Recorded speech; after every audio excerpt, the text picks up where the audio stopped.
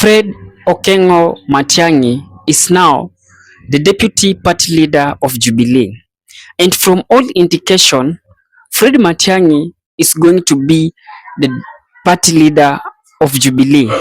And in that context, Fred Matiang'i will be a presidential candidate in Jubilee Party. Help me to answer this question in comment section. If Fred Matiang'i were to be picked with the loyal opposition as their flag bearer, will you give your vote to Fred Matiang'i, or you could rather consider Kalonzo being deputized with Matiang'i? Let's discuss it. So in this video, I'm talking about the meeting that Matiang'i had yesterday with the Jubilee leaders, and I'm going to base on the speech of Fred Matiang'i. And before we dive in, kindly please, in case this is your first time coming across us, kindly take a minute or two, click the subscribe buttons, then allow the notification buttons to be on. We are on a journey to hit 10k subscribers. Do it now. And for the subscribers, I really thank you and appreciate you for this support you have granted to this channel. Without you, I cannot be where I am. Fred Matiang'i remained the focus that he is ready to fix the mess which Kasongo has bring in this country, and he will do it. Listen. We will fix it because we fixed it before. Yes. And we know how to do it. Yes. So unajua kama kuna shida tunaambiana tu kwa upole, wewe ni ndugu yetu lakini umelemewa, hii sasa huwezi kufanya sasa. Lakini bahati nzuri sisi wa Kenya tumebarikiwa, tuko na watu wa kuifanya. Sasa wacha tufanye hii. That's all we are saying. Sio mambo mingi ama namna gani.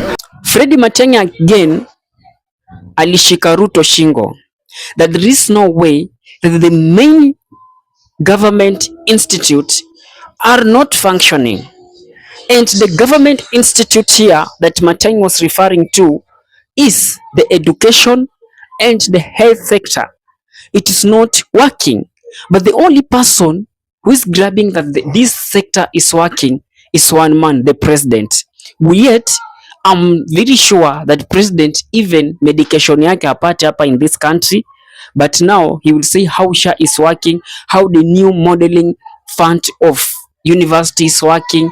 Yet you have seen lecturers who are on strike. Everything is not functioning, and yet he is there claiming that everything is good. A government fails in the social sector.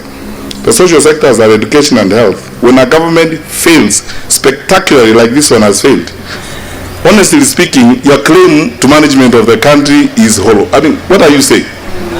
And then every day you keep saying, oh, it's working. It's only you who knows it's working. the people who are the recipients of the services, no, they are not there, they are not working. And Matiang'i did not spare Soprano. Matiang'i said that instead of giving beans and rice as a form of empowerment, you better empower someone education. Yani, there is no need that education sector will be collapsing, yet the government donate beans and michele in their so-called empowerment. And these things has been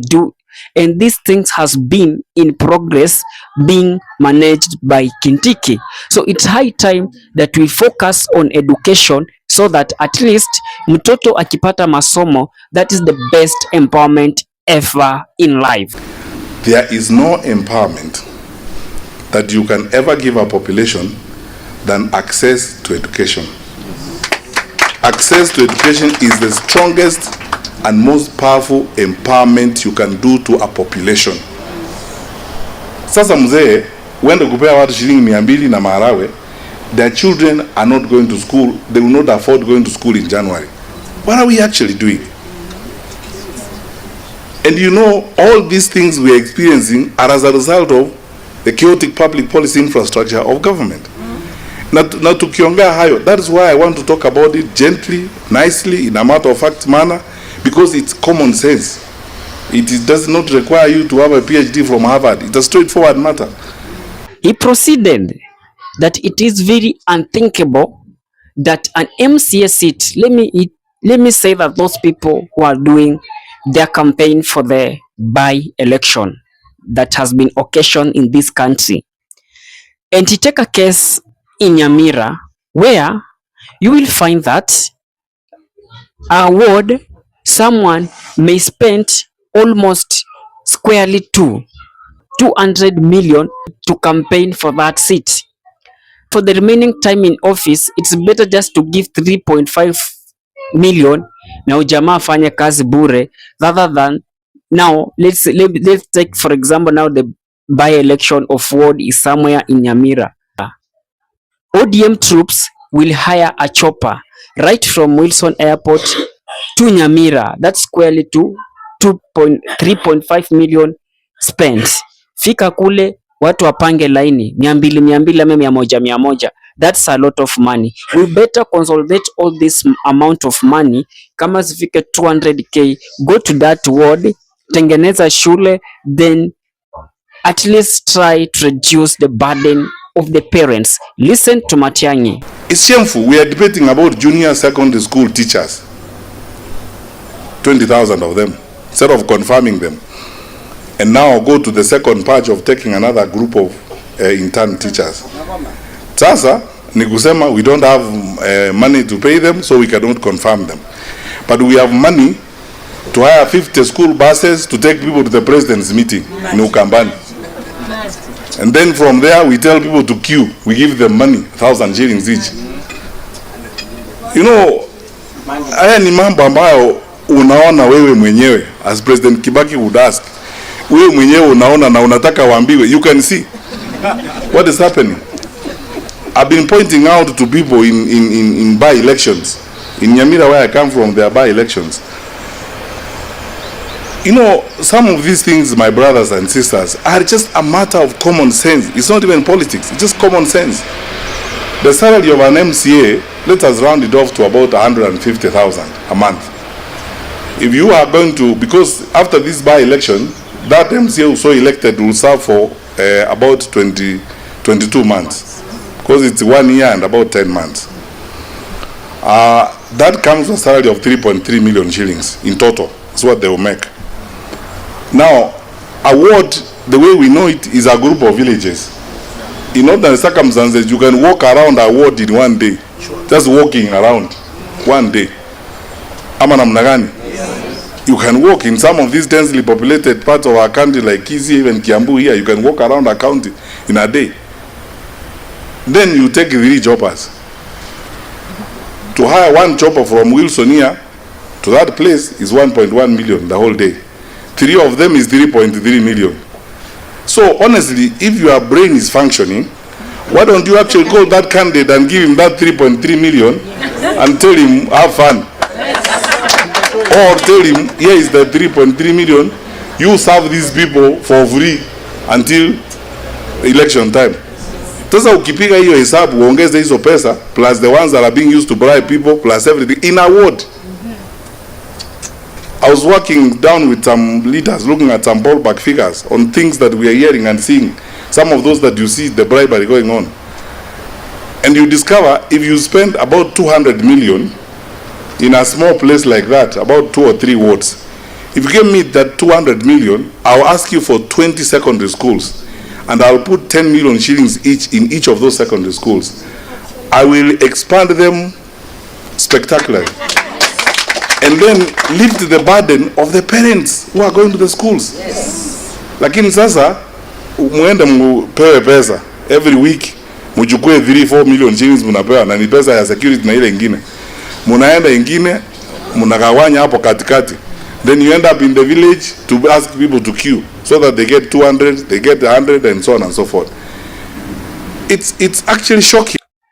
As Kenyans, I think this is the high time that we should consider giving technocrats the position of presidency. We should not just giving those people that know how to speak, or rather those people that know how to play their politics. It is a time that we try to get these technocrat people like Matiangi, those people that want that political experience, those people that manage in doing work. And now Kenyans are very difficult people.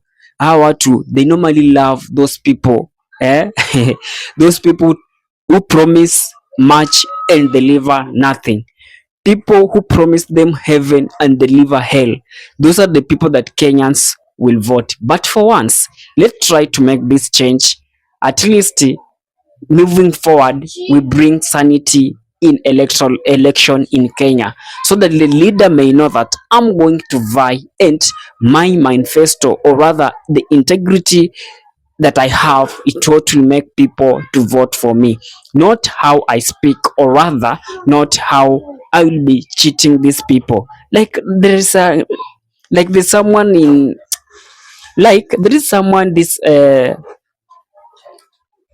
like there's someone in Malava. Is it Ndakwa?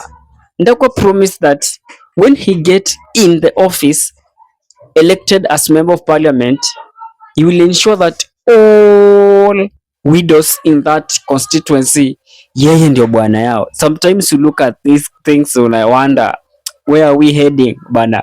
Let's have something that we are promising to people, and things that is realistic. And with that, guys, drop your thoughts in the comment section. I'll be doing my best to read it and giving you a response. And again, peace and love.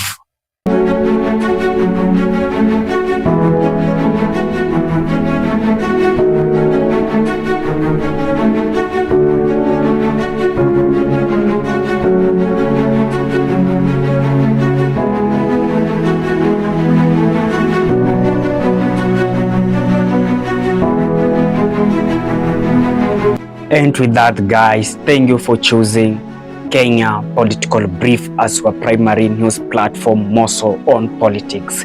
Kindly please share this video to a friend.